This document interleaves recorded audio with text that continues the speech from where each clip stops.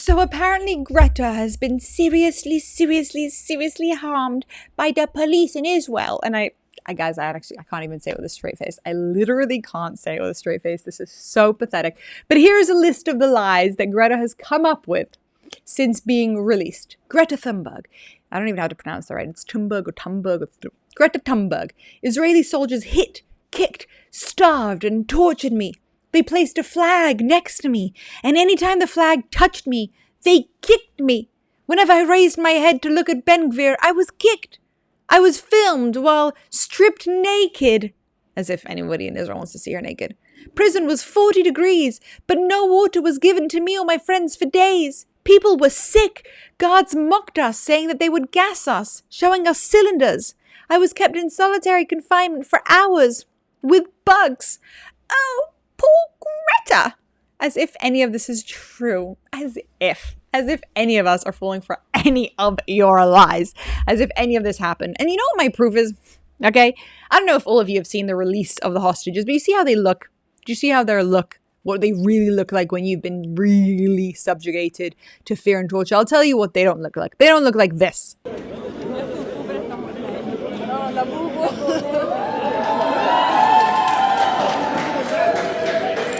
They don't look like this.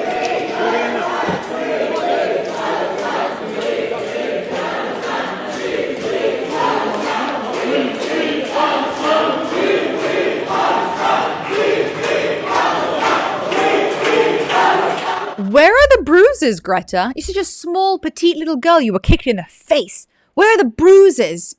Where's the starvation? Where's the exhaustion? Where's the fear of after being treated so badly by the Israeli police? Where is it?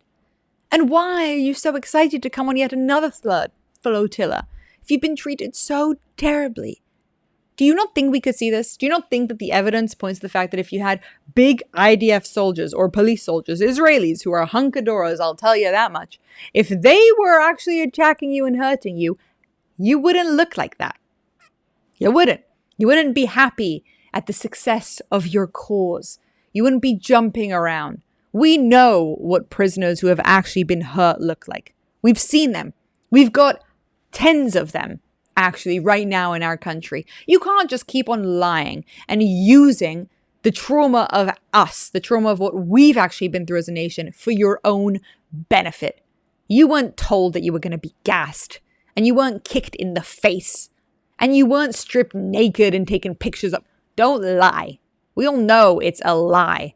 It's just pathetic how you'll do literally anything to gain attention.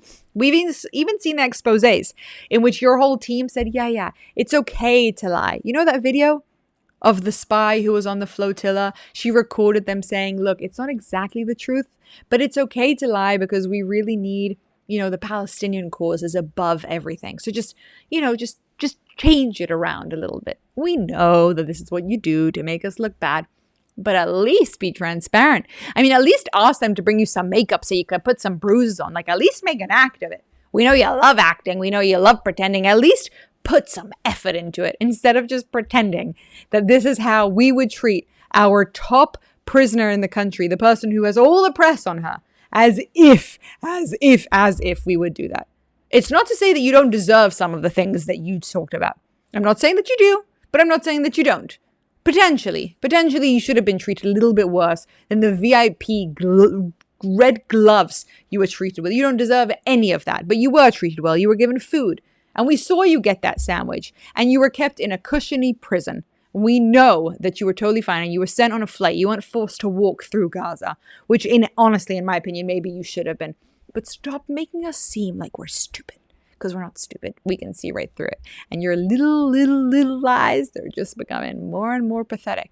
Remember, the girl who cried wolf is a real story. And you're only 19 or 20 or 21. But you keep this act up, by the time you're 25 or 30, you are going to be so finished. And it's a shame. Because your career should only get better. But with time, people are just going to see you for the fraud that you are. And it's a shame. Save yourself whilst you can, Not just from the evil Israeli police, but just in general from a mass public humiliation. You can thank me later for your advice. My email address is info@miirak.com. Thank you for your attention to this matter.